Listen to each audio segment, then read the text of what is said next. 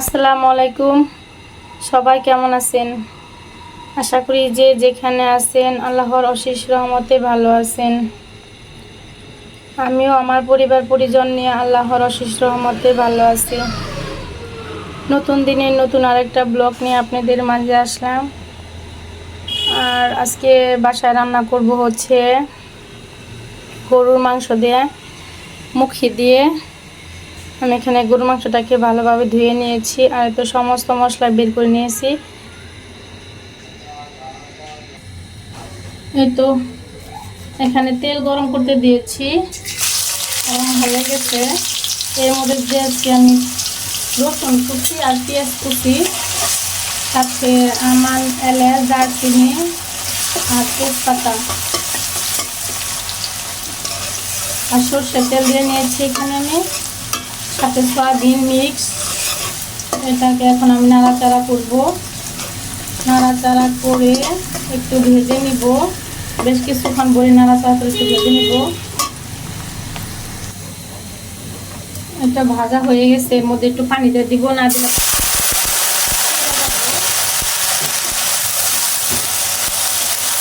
একটু পানি দিয়ে নিলাম।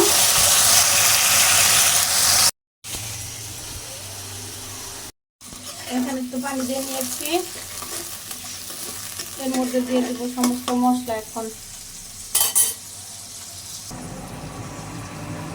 তো এখানে পেঁয়াজ বাটা, রসুন বাটা, আদা বাটা, সাথে জিরে এলাচ একাত্র মিক্সড করে বাটা আমি দিলাম এখানে। মশলাটাকে এখন কষায় নিব। আর এই পর্যন্ত যারা আমার ভিডিওটা দেখতেছেন তারা একটা লাইক দিয়ে বাকিটুকু দেখেন, কারণ আপনাদের একটা লাইকই পারে আমাকে অনেক দূর পর্যন্ত এগিয়ে নিয়ে যেতে।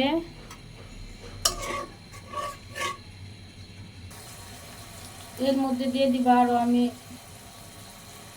মরিচের গুঁড়া, এখানে 1.5 চামচের মতো দিলাম।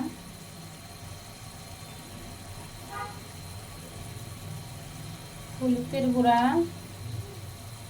হলুদের গুঁড়াটা একটু গলা ধরে গেছে, এগুলা বৃষ্টি তো একটু হয়ে গেছে। সজের গুঁড়াও দিয়ে দিলাম,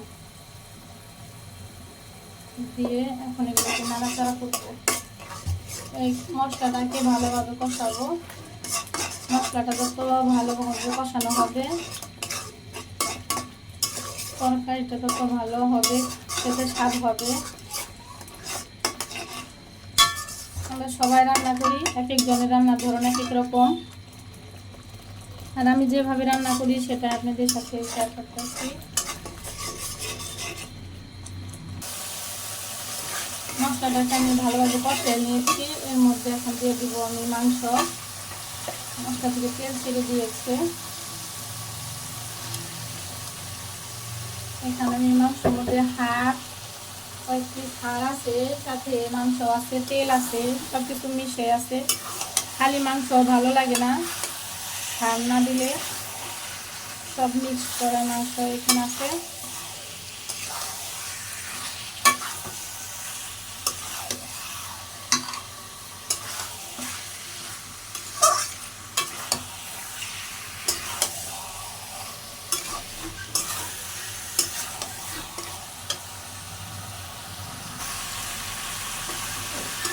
আর তো আমি এখানে কখন অ্যাড করবো না, পানি অ্যাড করবো না।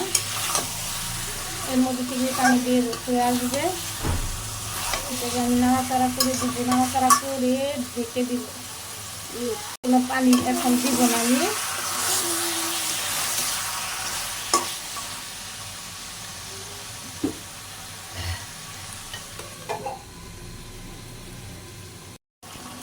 আর এই তো অনেক পানি উঠে গেছে এর মধ্যে থেকে, আমি কিন্তু কোনো পানি অ্যাড করি নাই। তারপর অনেকটা পানি উঠে গেছে। আরও কিছুক্ষণ এই পানি দিয়ে আমি কষিয়ে নিব, মাংসটাকে ঢেকে রেখে দিব। এই তো আমি কিন্তু অনেকক্ষণ ভরে একটু কষিয়ে নিলাম। এটা আস্তে আস্তে মানে চুলার আঁচটা একদম কম করে দিয়ে অনেকক্ষণ ভরেই কষিয়ে নিলাম। অনেকটাই সিদ্ধ হয়ে গেছে। ফ্রিজের মাংস আসলে সিদ্ধ হতেও চায় না। আর এক্সট্রা কোনো পানি দিয়েছিলাম না আমি, এর জন্য ভলিউমটা কম দিছিলাম, একদম জানি ভালোভাবে সিদ্ধ হয়ে যায়।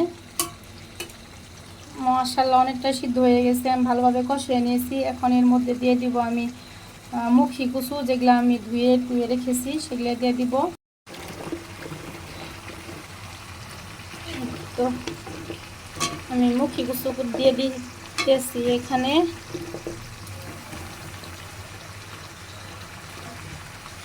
আর মুখি কুচু দিয়ে মাংস খেতে আমার বেশ ভালো লাগে। আর এখানে দিয়ে দিব আমি কয়েকটা পেঁয়াজ কেটে রাখছিলাম, সেগুলো এখন দিয়ে দিতেছি, সাথে সাথে দিয়ে নেই। কয়েকটা কাঁচামরিচ দিয়ে নিলাম।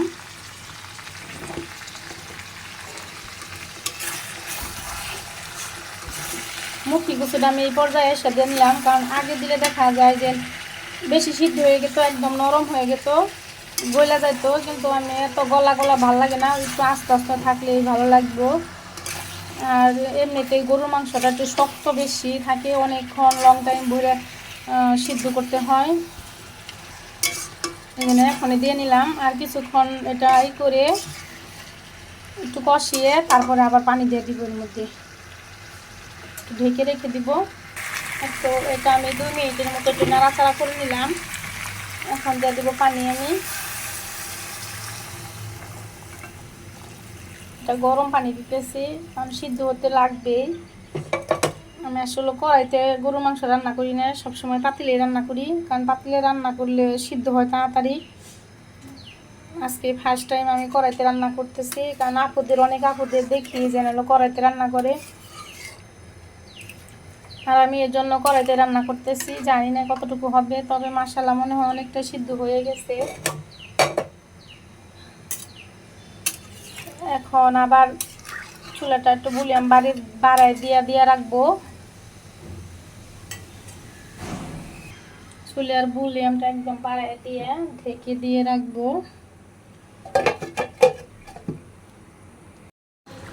তো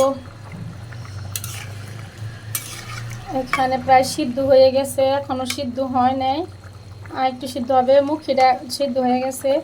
আর মুখিটা এখন আমি রেখে খাই, ফ্রিজে রেখে খাই, কারণ বাহিরে রাখলে দেখা যায় নষ্ট হয়ে যায়। এই জন্য ফ্রিজে রেখে রাখছিলাম, ভাবছি সিদ্ধ হবে কিনা। না, মাশাআল্লাহ তা সিদ্ধ হয়ে গেছে। আর একটু সুরা কমাবো, তারপরে রান্না করবো। তো আমার তরকারি হয়ে গেছে, এখন আমি এটা নামিয়ে নিব। সুন্দর একটা কালার আসছে, আর সব একদম নরম হয়ে গেছে গরুর মাংস।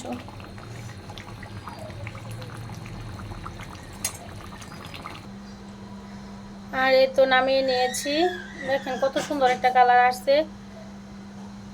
সবাই ভালো থাকবেন, নতুন আরেকটা ব্লগে দেখা হবে। আল্লাহ হাফেজ।